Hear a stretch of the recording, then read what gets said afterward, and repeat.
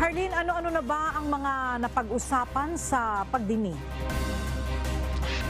Sa pagpapatuloy ng pagdinig ng Senate Committee on Public Order and Dangerous Drugs sa ambush kay Apari Cagayan Vice Mayor Romel Alameda at 5 pang individual, pinuna ni Senator Ronald Bato de la Rosa ang telecommunications company na Globe Telecom.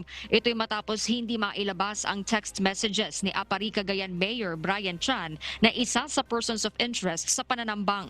Paliwanag ng Globe, wala umano silang sistema para ma-store ang mga nilalaman ng mga text message ng kanilang mga subscriber. Tanging traffic data lamang umano ang kaya nilang maibigay gaya ng oras, petsa at lokasyon ng sender at receiver ng text messages o di naman kaya itawag.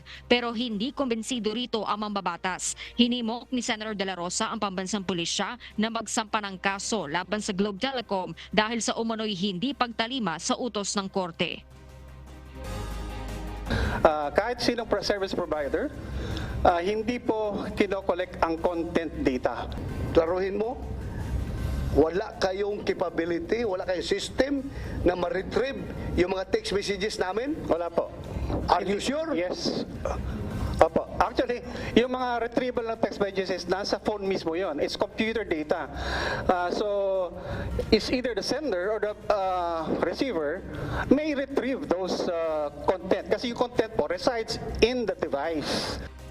I've been a retired police officer. I've been working with the intelligence community. I've been fighting terrorism. Alam ko yan lahat-lahat yan. Alam ko, nandyan yan sa inyo.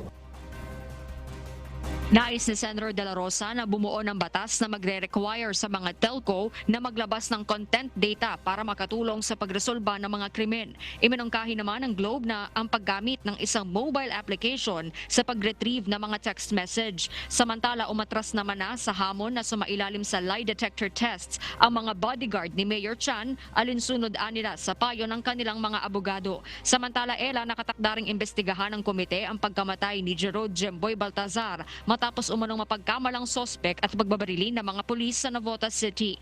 Inaasahang matatalakay sa pagdinig ang paggamit ng lethal approach kahit na hindi naman armado si Baltazar. Ganoon din ang panuntunan ng pambansang pulisya pagdating sa police engagement at paggamit ng armas. Isinusulong din ng ilang mambabatas na magkaroon ng mas mahigpit na parusa sa mga pulis na mabibigong buksan ang kanilang body cameras tuwing police operations. Ito'y matapos madiskubreng nakapatay ang body camera sa naturang operasyon sa Navotas.